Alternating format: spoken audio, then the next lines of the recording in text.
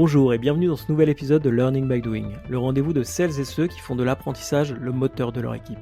Je suis Baptiste Bézé, cofondateur de Team Bakery, une jeune entreprise qui aide les équipes à mieux travailler ensemble. Dans cette émission, je pars à la rencontre de femmes et d'hommes de conviction qui pensent que l'épanouissement au travail passe par la curiosité, le test, l'erreur, l'échange entre pairs. Mon objectif pour les prochaines minutes est de vous embarquer avec moi pour comprendre les enjeux actuels de l'apprentissage au sens large, pour mettre en lumière les recettes qui ont fait leurs preuves, pour décrypter les tactiques et les bonnes pratiques d'acteurs à la pointe sur le sujet. En espérant vous inspirer dans votre démarche d'apprentissage, je vous souhaite une excellente écoute.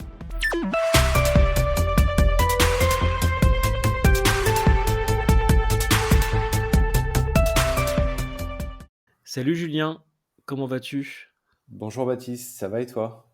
Ça va très bien, je suis ravi de t'accueillir cette semaine pour le nouvel épisode. Alors Julien, tu es le CEO et cofondateur de Ground. Ground, c'est une entreprise, si j'ai bien compris, qui aide les équipes à mieux s'organiser face à leurs défis, les défis qui sont devant eux. Tu es aussi assez impliqué dans tout ce qui est agilité, autonomie des équipes. Tu es à l'initiative notamment d'une communauté qui s'appelle Yolocracy.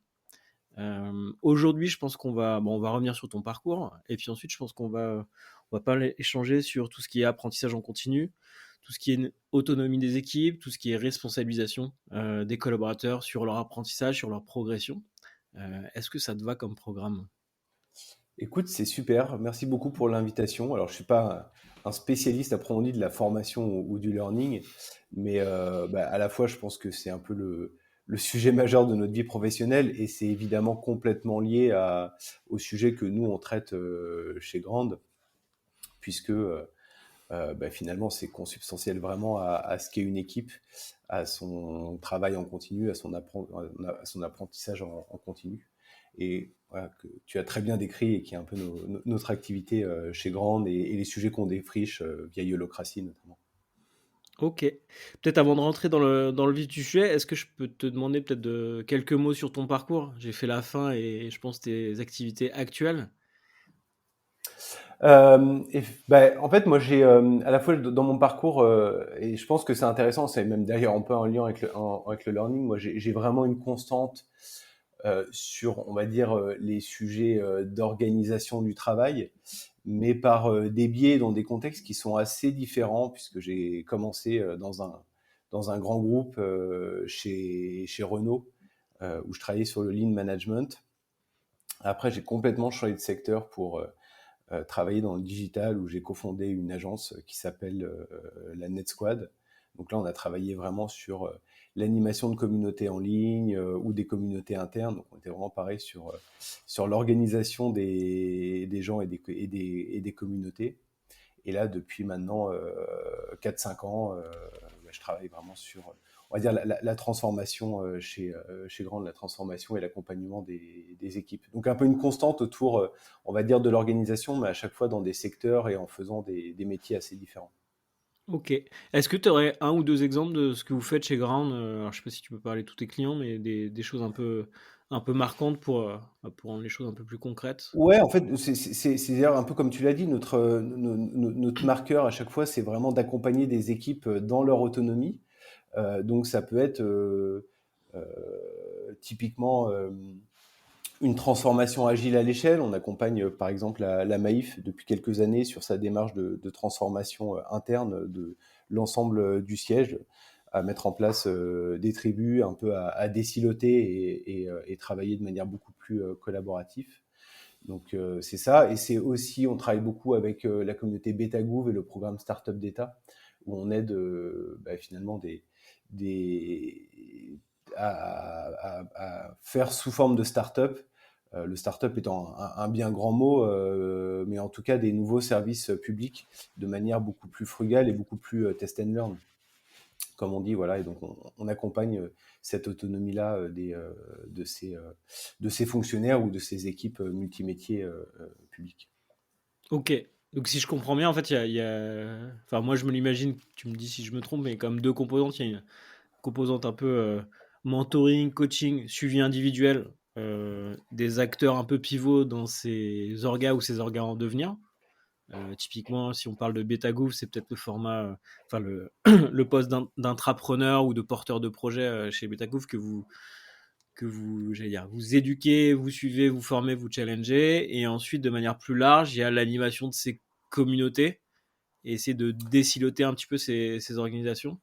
Ouais, exactement. Et en fait, finalement, nous, on a un travail à la fois qui est à mi-chemin entre du coaching, du consulting, de la formation, du mentoring, Mmh. mais qui est d'apporter finalement cette expertise, puisque ce genre de transformation, en fait, c'est la grande difficulté dans dans ce genre de transformation, c'est leur côté assez global. Mmh. C'est-à-dire que même quand on met une petite équipe en place, il y a des sujets de management, il y a des sujets de méthode, il y a des sujets d'outils, il y a des sujets d'organisation, il y a des sujets de gouvernance, il y a des sujets de budget. Voilà, donc c'est à chaque fois complet, c'est assez global. Et donc nous, on essaye d'apporter finalement des éclairages et on essaye d'accompagner sur l'ensemble de ces dimensions d'une transformation. Et finalement, la transformation d'une boîte à l'échelle ou la transformation d'une équipe de 10 personnes, finalement, on retrouve un peu les mêmes dimensions. Mmh. Alors, à des niveaux de complexité qui sont complètement différents, parce que dans l'un, on est à l'échelle de plusieurs milliers de personnes ou d'autres de plusieurs dizaines de personnes. Mais finalement, on retrouve ce besoin d'éclairage et de coordination sur l'ensemble de ces sujets. OK. Voilà. On va revenir Nous, un petit peu sur ce type de programme parce que je pense que ça peut servir, énormément d'organisations. Peut-être, continuer, rapidement sur Ground. Aujourd'hui, vous êtes combien et c'est quoi votre, enfin, comment vous êtes forgé votre expertise? C'est des gens qui viennent de quel type de background et est-ce que vous avez aussi, vous, une logique de learning en interne? J'imagine qu'il y a vous maintenez toujours à la pointe sur vos sujets. Comment ça s'organise en interne? Alors, pour répondre à ta première question, nous, on a toujours été une petite équipe. On reste une petite équipe de moins de 10 personnes. Et on gère plutôt la croissance via nos communautés. On travaille beaucoup avec des freelances, on travaille beaucoup avec des partenaires qui partagent un petit peu la même vision que nous. Donc ça, nous, on tient un petit peu à ça, et parce que historiquement, on a toujours été animateur, acteur, créateur de communautés. Donc on croit beaucoup, nous, à cette vision un peu écosystème et cette vision ultra collaborative pour pouvoir faire face et tacler la diversité des sujets que j'évoquais juste avant.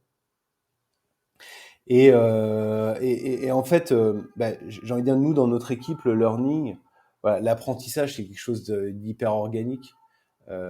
J'aurais même du mal à te dire précisément quel est notre dispositif autour du learning, parce que j'ai envie de dire, c'est presque inhérent à notre travail.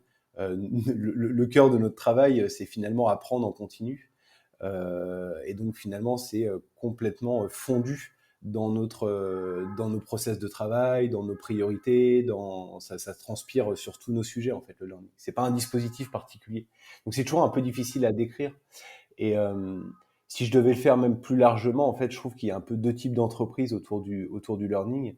Il y a vraiment, et je trouve que ceux qui traitent très bien le learning aujourd'hui, tel qu'il doit être traité aujourd'hui à notre époque, on va dire pour répondre aux enjeux de notre époque, c'est ceux pour qui finalement le learning n'est pas un sujet, le learning n'est pas un problème, c'est complètement organique, ça transpire finalement dans le travail de l'équipe. Et par opposition, ceux pour qui l'apprentissage, le learning, les formations, c'est presque un sujet, c'est un problème, c'est presque quelque chose qui peut être un peu lourd à porter, ou en tout cas c'est vécu pas forcément comme quelque chose de naturel au quotidien. Je sais pas si tu vois un peu la Mmh. différence entre les deux, mais pour, euh, pour te donner une comparaison, c'est un peu comme les boîtes dans lesquelles tu as une direction de l'innovation, alors que finalement l'innovation, elle doit être distribuée au cœur de chaque équipe. Tu vois, ou les boîtes dans lesquelles tu as un Chief Happiness Officer, comme si en fait on attendait de quelqu'un ou d'une équipe qui soit responsable du bonheur pour l'ensemble des équipes de la boîte, quoi. Je suis plutôt aligné. J'ai Vous êtes l'impression que c'est un peu comme ça le learning, en tout cas nous c'est comme ça qu'on le voit et c'est comme ça qu'on l'observe aussi. C'est vraiment ce côté complètement organique et finalement dans chaque sujet, dans chaque process, finalement il y a du learning chez Grand, comme d'autres startups du marché. Très clair, très clair. Vous êtes un peu les Monsieur Jourdain du learning, c'est-à-dire que vous en faites sans savoir que vous en faites. Bah ouais, en fait, c'est vraiment, c'est exactement ça. C'est-à-dire que, enfin, le learning, l'apprentissage, c'est vraiment ce que je disais tout à l'heure, c'est vraiment le sujet majeur de Mmh, notre vie professionnelle aujourd'hui. Et pour une entreprise comme pour chaque collaborateur, on est vraiment passé dans un monde euh, et d'ailleurs, c'est pour ça que nous, on travaille sur les sujets d'organisation et de transformation. Et finalement, aujourd'hui, une bonne organisation, c'est une organisation qui est capable de changer en permanence parce que mmh. le monde change en permanence. C'est un petit peu, d'ailleurs, nous, dans nos valeurs, on a un peu une phrase clé, c'est dans un monde qui change en continu, on doit apprendre en continu. C'est vraiment ça un peu notre règle et c'est un petit peu pour tous les sujets. On est dans un monde qui est devenu hyper changeant, hyper complexe. Voilà, on a il y a des nouveaux usages qui se développent tous les jours, même enfin, toutes les semaines, tous les mois, il y a une révolution technologique, il y a un nouvel outil qui sort, il y a des usages qui évoluent, il y a un nouvel grand acteur qui change les règles sur un marché. Et donc en fait, l'apprentissage, c'est l'adaptation à toutes ces nouveautés, et donc c'est forcément de l'apprentissage continu. C'est Et donc, hyper on doit clair. avoir des organisations qui sont designées pour s'améliorer en continu, pour apprendre en continu, pour se transformer en continu, pour changer en continu. C'est un peu ça, un peu le nouveau paradigme Mmh. euh, autour du learning. On n'est plus dans un, en tout cas, nous, c'est notre vision des choses. On n'est pas dans une approche du learning qui serait programmée ou qui serait ponctuelle en se disant bah tiens on doit faire une formation et ce serait bien qu'on le fasse sur tel sujet. Euh, on est sur quelque chose de beaucoup plus finalement test and learn. C'est-à-dire que tous les jours on envisage des nouveaux sujets et après bah, certains on va un peu plus y travailler parce qu'on va se rendre compte que à la fois ça nous fait envie et que finalement on est sur une tendance un peu durable et qu'il y a un vrai besoin d'apprentissage et puis parfois ben voilà on lit un article sur un sujet puis on passe à un autre parce qu'on se rend compte que c'est pas forcément le bon moment et qu'on peut pas monter en compétence sur tous les sujets tous les jours. Et ça, je trouve ça hyper intéressant, notamment parce que vous avez une structure de société de service. Vous vendez votre, alors je sais pas, votre savoir-faire, votre temps, mais vous êtes au service de clients, d'organisations, alors qui sont peut-être ni dans un cas ni dans un autre, mais peut-être au milieu du chemin, quand tu parlais des organisations apprenantes tout à l'heure. Euh, à quel moment et comment se crée le lien entre tout ce que vous apprenez en continu et cette logique un peu de vigie, de veille permanent, de toujours être sur les derniers sujets et des missions. Alors, j'ai compris que c'était quand même des missions plutôt longues, mais dans lesquelles tu dois conserver un cadre directeur au moins. En tout cas, il y a une méthodologie un petit peu globale sur le sujet. Comment tu articules ces deux parties-là? Parce qu'effectivement, ton client, tu peux pas tu peux dire, ah tiens, il y a un truc nouveau au milieu d'un truc que vous êtes en train de déployer. Comment ça se Mm. passe Ouais, voilà, je trouve ça intéressant ouais, aussi parce que je non, mais pense que nos auditrices, nos auditeurs, il y en a certains qui pilotent des gros programmes, alors soit de change, soit de formation. Oui, il faut être au courant de ce qui se passe et tout le temps en veille. Reste qu'il faut déployer et il y a forcément une inertie quand on déploie des choses dans une organisation. ouais, complètement. Et d'ailleurs, enfin, t'as résumé très bien on va dire la grosse difficulté et la grosse tension autour de nos métiers. Effectivement, d'être toujours up to date, d'être toujours sur la dernière nouveauté, et en même temps d'accompagner des gens qui sont pas forcément à ce niveau-là. Donc ça, j'ai envie de dire ça, c'est notre savoir-faire pour le coup, parce qu'on sait qu'on est dans cette tension-là et que nous, notre valeur, c'est justement d'arriver à avoir un travail d'empathie et d'arriver à faire le grand écart et de se dire à chaque fois, parce que c'est quand même toujours le principe de base d'un accompagnement, c'est on part toujours de là où on est. Et puis il y en a qui sont par rapport, on va dire, aux acteurs les plus en avance aujourd'hui, il y en a qui ont 3, 4, parfois jusqu'à 10 ans de retard par rapport à ces meilleurs acteurs. Donc on doit pouvoir s'adapter aussi à celui qui a 10 ans de retard. Mais en même temps, nous, notre promesse, c'est de pouvoir d'essayer de lui montrer qu'il peut rattraper son retard. Et que là, nous, on va être finalement les personnes qui avons suffisamment capitalisé sur l'ensemble des pratiques pour pouvoir finalement lui mettre en place de la manière la plus pédagogique possible et lui expliquer de la manière la plus pédagogique possible ce qui va être son prochain move, quoi, sa prochaine étape, et après de se mettre dans cette logique-là. Mais je dirais, et en fait c'est aussi la clé derrière, c'est que finalement, nous, on est là pour orienter, pour éclairer et pour donner une méthodologie. Mais au final, c'est toujours le client lui-même qui fait sa roadmap de transformation. Et c'est là où on sort un peu de cette logique vraiment pure consultant, où, c'est nous qui faisons la roadmap, à nous, on donne les clés et on éclaire le client pour que lui-même fasse sa propre roadmap. Et c'est ça la clé de la transformation, en fait, et de l'accompagnement dans la transformation, c'est de créer de l'empowerment des équipes et des leaders eux-mêmes qui sont capables de dessiner leur roadmap. C'est super clair et tu me fais une très bonne transition. C'est un autre point sur lequel je voulais échanger avec toi, qui est ce côté responsabilisation des équipes euh, et peut-être décentralisation de certaines décisions. Qui, pour en avoir discuté un petit peu avec toi en préparation de l'épisode, c'est un sujet qui vous tient à cœur et c'est un sujet aussi que vous poussez de plus en plus dans les organisations. Je ne sais pas si tu veux, je te lance sur ce sujet comme ça. Est-ce que tu aurais un exemple des choses que vous mettez en place à ce titre-là pour justement, alors soit développer l'apprentissage en continu, soit simplement développer de l'autonomie dans les équipes et un peu décentraliser le pouvoir, entre guillemets, je mets des guillemets autour de Ouais, ça, non, mais de mais se dire, enfin, en fait, c'est les gens qui font, qui savent comment s'organiser pour faire, quoi.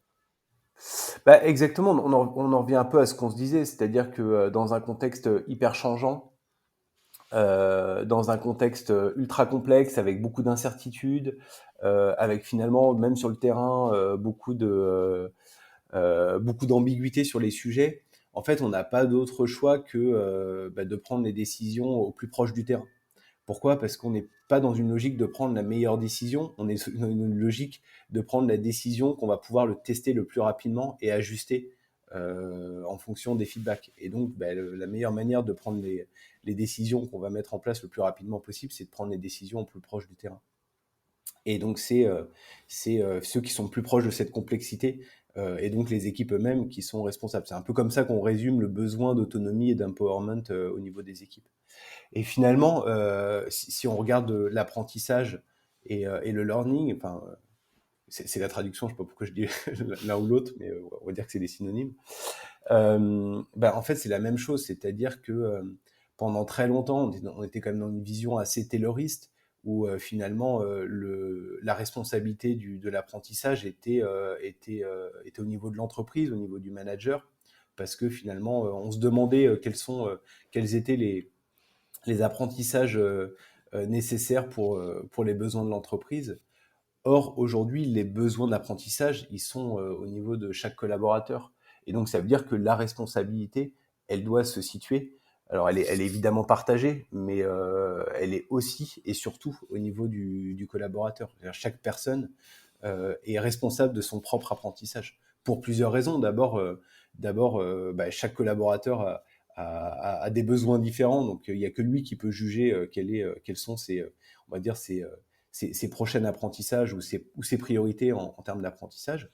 La deuxième raison, c'est que, et ça c'est hyper important, c'est que chacun apprend de manière différente. Il y a un super passage dans Peter Drucker dans Managing Oneself là-dessus, qui est sur les différentes formes d'apprentissage. Il y en a qui apprennent en lisant, il y en a qui apprennent en écoutant. Je pense que tous les lecteurs de podcast Learning by Doing vont le confirmer. Il y en a qui apprennent en faisant, il y en a qui apprennent en écrivant. Et ça, c'est hyper important. Et d'ailleurs, je conseille même à tout le monde de faire l'exercice. Il y a des exercices en ligne qui permettent de savoir comment on apprend, même si avec l'expérience, on commence à se connaître et on commence à savoir comment on apprend. Moi, je sais par exemple que j'apprends très mal en lisant et que j'apprends beaucoup mieux en écoutant ou en faisant, par exemple, ou en écrivant.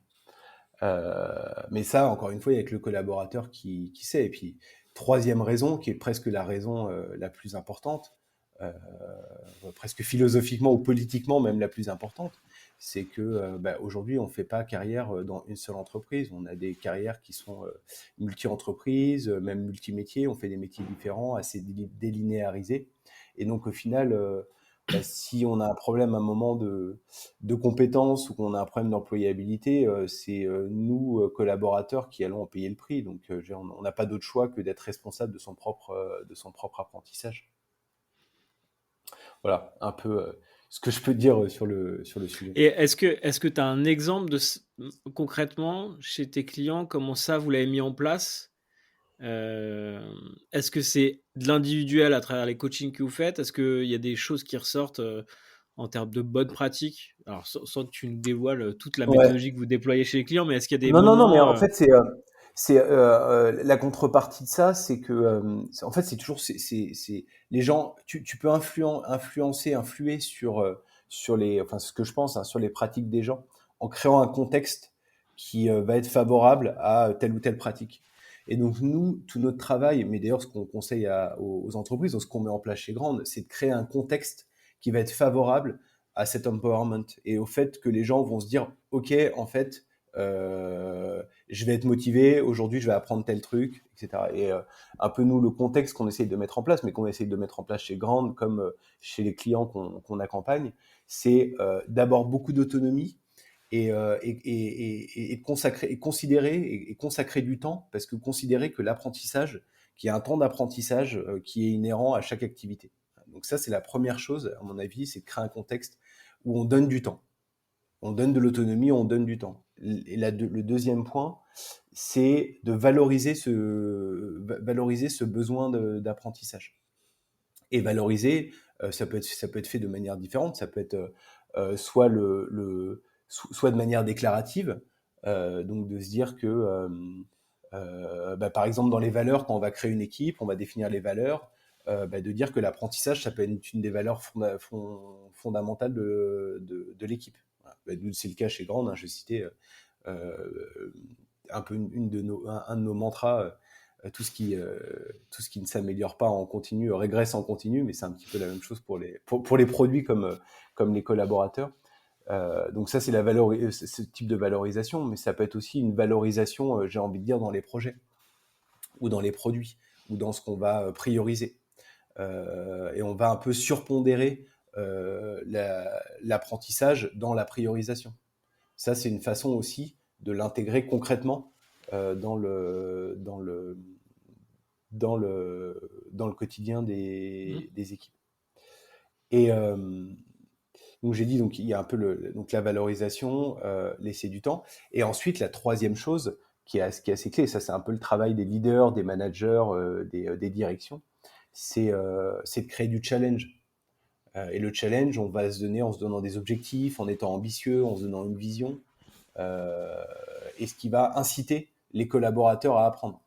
Si je dis par exemple, et nous c'était un peu notre gros, si je dois citer par exemple chez Grand, un peu notre gros sujet d'apprentissage ces derniers mois, ça a été par exemple tous les sujets no code, parce que les sujets no code sont en train vraiment d'exploser depuis maintenant quelques mois, avec presque une vraie révolution industrielle à la clé derrière, et qui sont des super leviers de transformation d'équipe. Tant sur des outils internes, je fais une petite parenthèse, que sur la manière de lancer des nouveaux produits sur le marché. Donc nous, le no-code, c'est un élément euh, hyper challengeant pour nous en tant qu'équipe, mais c'est aussi le cas pour nos clients. Et donc, nous, on va apporter ce challenge-là en donnant cette vision. Et depuis quelques mois, nous, et moi, c'était mon rôle d'énormément valoriser le no-code comme quelque chose d'extrêmement impactant pour notre métier, pour notre travail. Et donc, naturellement, les gens de l'équipe de Grande qui ont du temps pour, pour apprendre et qui vont le valoriser, eh ben, en fait, depuis plusieurs mois, on est tous à fond à apprendre sur le no-code. Parce que justement, il y a un peu ces trois conditions, quoi. C'est hyper clair. Alors pour tout le monde, le no-code, c'est la capacité à développer des services en ligne sans être développeur. Donc no code. Donc c'est effectivement une surcouche qui rend les choses beaucoup plus, j'allais dire visuelles et même ludiques en réalité, puisque l'Internet devient un gros Lego qu'on peut Ouais, assembler un peu à sa façon. on fait on fait une petite parenthèse là-dessus, mais pourquoi je parle de révolution industrielle, c'est que aujourd'hui toute la tension dans l'organisation d'une équipe, hein, pour ceux qui connaissent un peu les méthodes agiles, c'est le cas, mais on va organiser des sprints pour faire en sorte que des métiers qui ont presque des langages complètement différents, des syntaxes complètement différentes, des outils complètement différents arrivent à se parler et arrivent à collaborer et travailler ensemble. En gros, un designer, un développeur, quelqu'un qui est plutôt du business ou product, un analyste, etc., vont pouvoir travailler ensemble. Et là, en fait, avec un outil no-code, tout le monde utilise le même outil, la même syntaxe, et quasiment presque une personne peut tout faire. Donc on voit tout de suite à quel point ça, ça change totalement la manière de s'organiser, la manière d'être time to market, la manière de gérer des cycles de feedback, etc., quoi. Voilà. Je le dis souvent, mais avec les méthodes agiles, on est passé de cycles de 6 mois à des cycles de 2 semaines, mais avec le no-code, on est passé de cycles de 2 semaines à du temps réel, quoi. Voilà, pour donner quelques indicateurs sur ce que ça peut donner derrière en termes d'orga, quoi. Je te rejoins sur ce sujet-là. Je te rejoins aussi sur le côté valorisation. J'ai bien aimé ta formule sur la valorisation du temps consacré au sujet. Ouais, J'avais la contraposée qui est de dire, en gros, quand on dit j'ai pas le temps, c'est que c'est pas ma priorité. Et souvent en learning, on dit ah ouais, ça a l'air super bien cette formation, mais j'ai pas trop le temps en ce moment. Non, en fait, ouais, c'est pas que t'as pas le temps, c'est que c'est juste pas prioritaire pour toi. Et ouais. donc effectivement, en faire une priorité, en faire quelque chose de valorisé, et c'est un acte de management assez fort en réalité sur ces sujets-là, Ouais. de dire Et bah en oui, fait, en les fait, ça. trois marchent ensemble, quoi. Mm, Les trois marchent ensemble parce que si on a du challenge et de la valorisation, mais qu'on n'a pas de temps, bah, en fait, ça marche pas, quoi. Mais ouais. si à l'inverse, on a du temps, mais ce que tu viens de dire, mais c'est pas valorisé, ça marche pas non plus. Donc c'est vraiment, à mon avis, la conjonction de ces trois conditions qui permettent de créer un contexte favorable au fait que les collaborateurs se, se responsabilisent sur leur apprentissage. C'est super clair. Et il y a un autre point sur lequel je voulais revenir. Pas une transition, parce que je pense qu'on touche au même sujet, mais j'ai l'impression que dans les facteurs clés de succès de chantier de change comme ceux que vous pouvez animer, on retrouve l'aspect communautaire. Alors, vous animez plusieurs communautés. Je pense que vous en animez chez vos clients, mais vous avez aussi j'allais dire des communautés en propre. C'est un peu oxymorique de dire une communauté en propre. Donc là, il y a une communauté un peu écosystème autour de ce que vous prenez. Je pense que ça fait 25 minutes qu'on discute, donc je pense que les gens ont à peu près compris les valeurs que vous prenez. Euh, Est-ce que donc cette communauté dont je parle, et peut-être que tu pourras nous en parler un peu plus en détail, s'appelle Yolocratie, qui est un peu sur ces sujets, nouveaux modes de travail, nouveaux modes de collaboration. Euh, je veux bien que tu nous présentes un petit peu la genèse de cette communauté.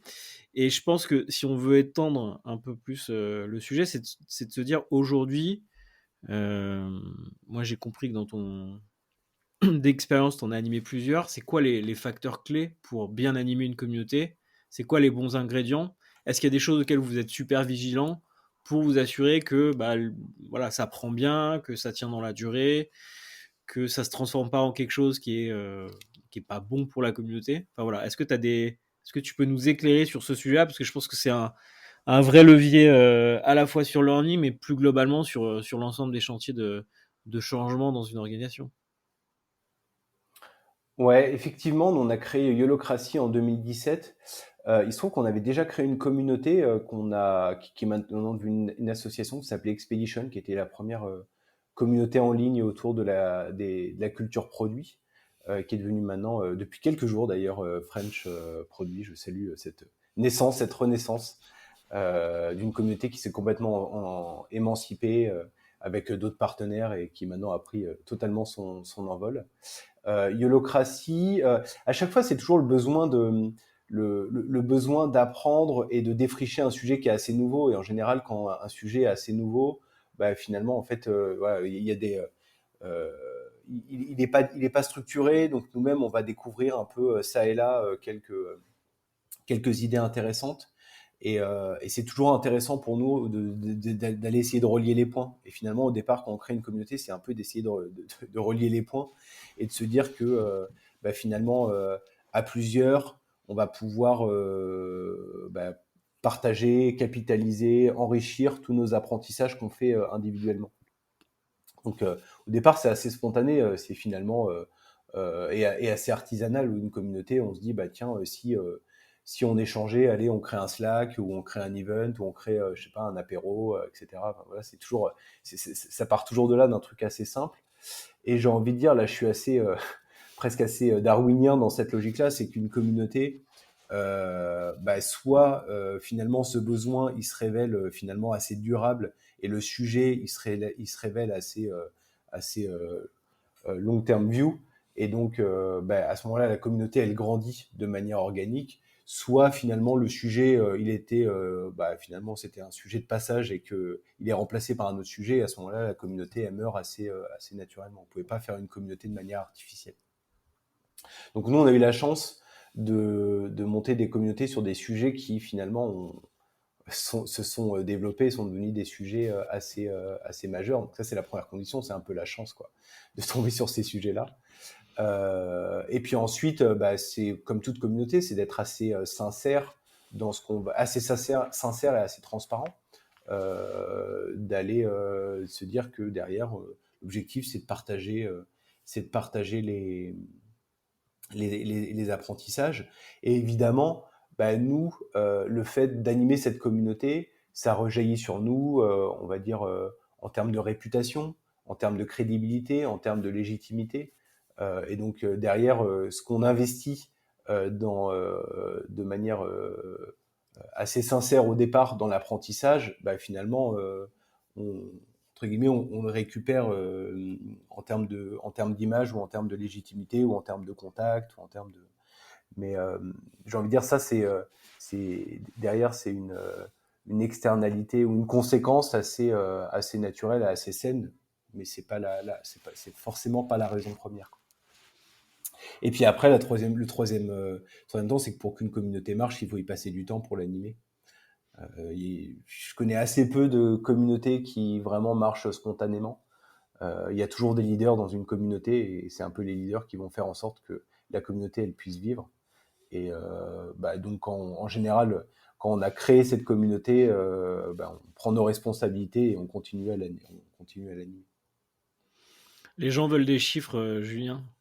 Tu sais dire combien il y a de personnes chez Yolocracy et Yolocracy. en termes d'animation, c'est quoi? C'est des postes journaliers?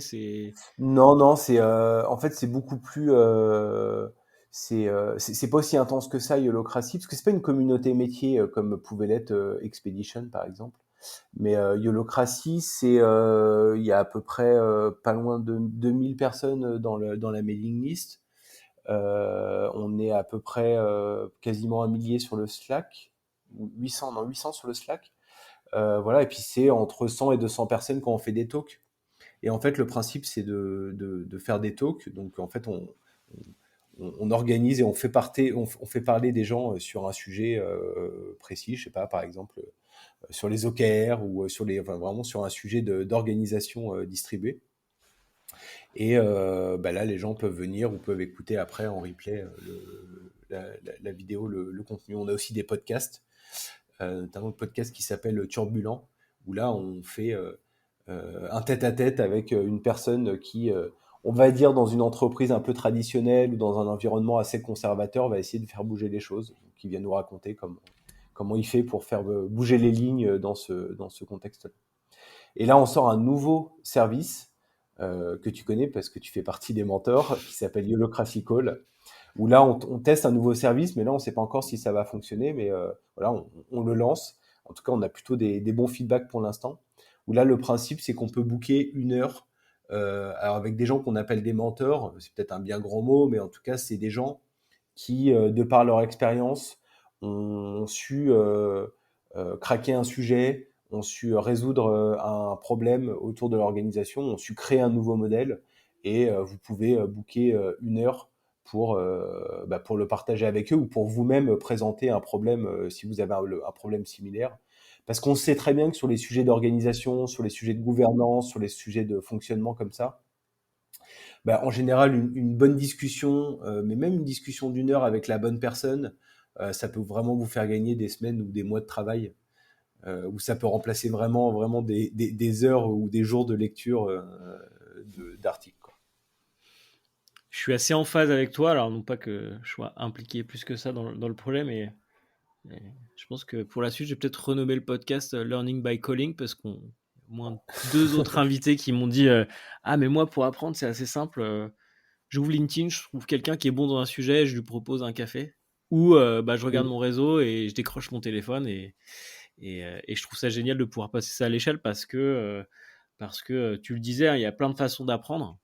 Et c'est une des façons, alors je sais pas si c'est la plus pragmatique, mais en tout cas, c'est, je trouve, une façon de bien se débloquer sur des Alors, en tout sujets, cas, de se rendre compte aussi que faut y aller progressivement et qu'il y a pas, il y a personne qui a la vérité absolue surtout. Mais Ouais. voilà, c'est souvent ça qui ressort de ces discussions aussi, c'est de dire bah en fait, oui, il y a des choses rapides à mettre en place pour initier le changement, mais le changement prend du temps. Ça dépend vraiment des sujets, comme tu dis, hein. C'est vraiment et nous, on pense que effectivement, ce genre de, on va dire, l'apprentissage par conversation, si on peut dire, c'est vraiment adapté aux sujets complexes. Les sujets complexes, les sujets dans lesquels il y a beaucoup de paramètres, il y a beaucoup d'incertitudes. Voilà, on va dire les données du problème sont pas forcément hyper claires. Et donc, ça permet vraiment ce travail-là avec une personne qui est assez éclairée sur le sujet. Ça permet vraiment de mieux cerner le problème et commencer déjà à trouver des débuts de solutions. Voilà, parce que c'est un problème qui est complexe. Si vous faites, par exemple, je sais pas, si vous voulez apprendre à programmer des Facebook Ads, bon, bah, un bon tuto, Mm. ça suffit, quoi. Effectivement. Bah merci beaucoup pour cette vue globale de ce que vous faites et puis je pense, des partis pris assez forts. Moi, j'ai encore quelques questions. On arrive sur la fin de l'échange, mais je vais revenir sur toi, Julien.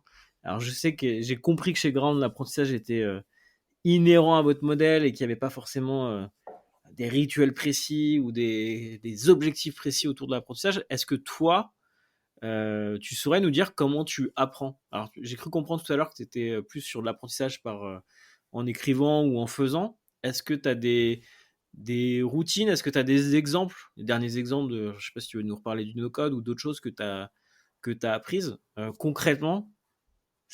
Comment ça s'est passé? Alors, moi, l'apprentissage, effectivement, c'est vraiment, moi, j'apprends dans la confrontation au sens positif du terme. Et donc, je vais plutôt aller chercher, mais parce qu'après, moi, c'est dans ma nature, des gens qui pensent différemment, des gens qui ont des profils différents. Donc ça, c'est pour moi une forme de confrontation. Et ensuite, bah, la confrontation, c'est vraiment le learning by doing, c'est tu te confrontes en faisant. Et typiquement, le no-code, j'ai été discuter avec des gens qui mettaient en place du no-code, j'ai été lire des articles sur le sujet, voilà, tu vois, vraiment de la confrontation au sens découverte. Et puis ensuite, je me suis mis en place un Airtable et puis j'ai commencé à jouer avec les automations, voilà. Et ce qu'on a fait, et ça, je pense que c'est hyper important aussi, c'est que je disais tout à l'heure, on l'a valorisé. Typiquement, le nouveau service qu'on a mis en place, la Yolocracy Call, on l'a fait totalement en no-code. Mm. Parce que, et en fait, pour nous, ça a été un moment de se dire, bah, le fait d'intégrer le no-code dans le projet, bah, pour nous, c'est une forme d'apprentissage et donc c'est une valeur supplémentaire au projet.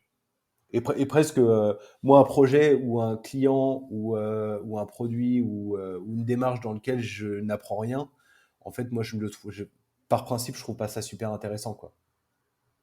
Donc, on a vraiment un peu en tout cas, moi, j'ai ce réflexe-là, de toujours aller chercher et de me confronter à des sujets qui me sortent un petit peu de ma zone de confort, parce que c'est ça qui m'intéresse dans le boulot. Donc, Ok.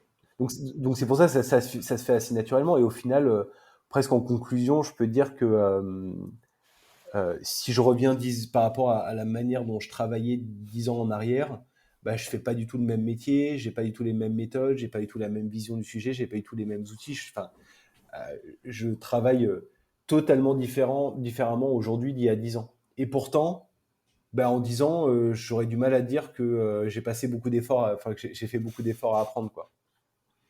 C'est un truc qui est, je pense, assez naturel. Ok. Et alors du coup, c'est quoi la suite pour vous? C'est quoi les prochains enjeux? J'ai compris que là, il y avait la sortie de YOLO Calls. J'espère ne pas me tromper dans le nom. C'est bon, tu me C'est confirmes? exactement ça. Ok. Yolocracy Call. Holacracy Calls, donc service de mentoring à la demande, on va dire. Ouais. Est-ce qu'il y a d'autres sujets, d'autres actus, des choses que vous suivez ou des initiatives sur lesquelles vous avez pas encore déployé quoi que ce soit, mais sur lesquelles vous dites ah tiens, ça c'est peut-être la suite aussi. Non, écoute, en ce moment, nous, le gros sujet, c'est le no-code. Et on sait que là, sur les 6 mois, l'année à venir, c'est un peu les sujets qui vont vraiment, vraiment nous occuper. Mais et c'est pas que juste déployer des outils no-code, hein. C'est comme je disais tout à l'heure, en fait. Enfin, en tout cas, c'est notre vision. On parle beaucoup du Web 3, de la crypto ou de la blockchain. Moi, je pense qu'aujourd'hui, le gros sujet, si on doit parler de révolution industrielle, le gros sujet, en tout cas sur les orgas qui mettent le digital au cœur, je pense que c'est le no-code, et ça va complètement rebalayer les modèles d'organisation, les méthodes de travail. Et donc là, pour nous, on sait que là, sur l'année à venir, mais même pour les années suivantes, ça va être le gros sujet. Il va y avoir quasiment un changement de paradigme dans les organisations. Donc c'est un peu ça, nous, le gros sujet dans les mois et années à venir, je pense. Après, rendez-vous dans 6 mois. Dans 6 mois, je te dirai peut-être autre chose. Mais... on fera un autre épisode. Je te passerai les bandes et puis tu me diras ah bah non. Non, mais c'était super clair. Merci beaucoup, Julien. C'est très riche. Peut-être une petite dernière question. Enfin, deux petites dernières questions. Si les gens veulent te contacter, c'est quoi le biais le plus simple pour entrer en contact avec toi? LinkedIn, c'est bien. Okay. LinkedIn, c'est bien. Après, sinon, vous pouvez venir sur le Slack Yolocracy. C'est un Slack. Vous allez sur yolocracy.org et vous demandez l'entrée sur le Slack. Et c'est aussi très simple. Ouais, c'est très sympa aussi. Et j'ai une petite question que je pose à tout le monde. Est-ce que sur ces sujets learning, tu aurais quelqu'un à nous recommander? Quelqu'un qu'il faut absolument qu'on ait sur le podcast? En fait, j'ai comme ça, il y a pas mal de noms qui me viennent. J'aurais dit comme ça spontanément parce que alors moi c'est quelqu'un qui a pas mal compté pour moi et il m'a pas mal inspiré, notamment il y a 4-5 ans, c'est Nicolas Hernandez de Transcend Learning. Ouais. Qui a une vision assez radicale du sujet, et puis en plus maintenant Transcend Learning explose. Il est beaucoup aux États-Unis, mais je pense qu'il est très occupé. Mais je pense que c'est une des personnes les plus inspirantes sur le sujet. Ok. Bah écoute, on va essayer de le contacter, lui dire qu'on a dit du bien de lui et que ce serait bien qu'il vienne. Ouais, et sinon, parce que je pense que Clara de Switch Collective, et c'est assez intéressant parce que je parlais de la responsabilisation de chacun. Et je pense que ce sujet, parce que typiquement Switch Collective, c'est vraiment le côté des collaborateurs qui se responsabilisent pour aller faire un peu un bilan et de se former à ce qu'ils attendent de leur carrière. Et typiquement, je trouve que c'est assez emblématique d'un truc qui ne peut pas être apporté par l'entreprise ou par le manager, quoi. Ok, bah écoute, Clara, si tu nous écoutes, on serait ravis de t'avoir aussi sur le podcast. On va lancer les invites dès qu'on finit cet enregistrement.